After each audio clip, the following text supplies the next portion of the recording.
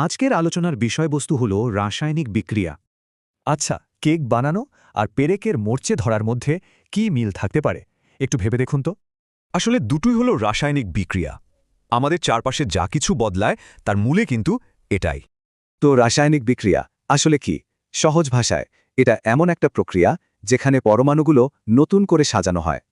মানে একদম শুরুর উপাদানগুলো মিলেমিশে একেবারে নতুন কিছু একটা তৈরি করে ফেলে। সব বিক্রিয়ারই একটা শুরু আর একটা শেষ আছে। শুরুর উপাদান হলো বিক্রিয়ক আর শেষেরটা উৎপাদ। এই বিক্রিয়াগুলোতে পরমাণুরা যেন 4টা নাচের স্টেপ ফলো করে। চলুন দেখে নেওয়া যাক। প্রথমটা হলো সংশ্লেষণ, মানে জোড়া বাঁধা, আর ঠিক এর উল্টোটা হলো বিয়োজন, মানে ভেঙে যাওয়া। এরপর আছে প্রতিস্থাপন। এক প্রতিস্থাপনে একজন আরেকজনের জায়গা নেয়, আর প্রতিস্থাপনে হয় পার্টনার এক্সচেঞ্জ। তবে শুধু পরমাণুর অদলবদলই নয়, এখানে শক্তিরও একটা ব্যাপার আছে। সব বিক্রিয়াতেই শক্তি জড়িত। যেগুলো শক্তি ছেড়ে দেয় সেগুলোকে বলে তাপোৎপাদী বিক্রিয়া, মানে চারপাশটা বেশ গরম হয়ে ওঠে। এর দারুণ উদাহরণ হল আগুনের তাপ বা ধরুন কেমিক্যাল হ্যান্ড ওয়ার্মারের উষ্ণতা। এর একটা ক্লাসিক উদাহরণ হল প্রশমন বিক্রিয়া, যখন একটা অ্যাসিড আর ক্ষার একসাথে মেশে।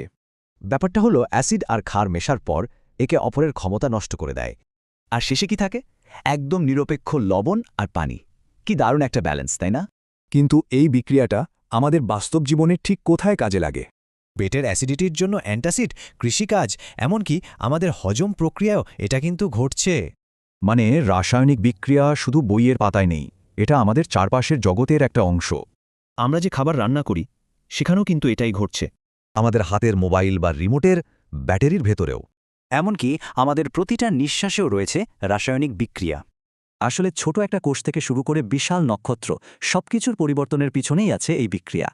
একবার ভাবুন তো, এই রাসায়নিক বিক্রিয়াগুলো যদি পুরোপুরি নিয়ন্ত্রণে আনা যেত, কোন বড় সমস্যার সমাধান হতো?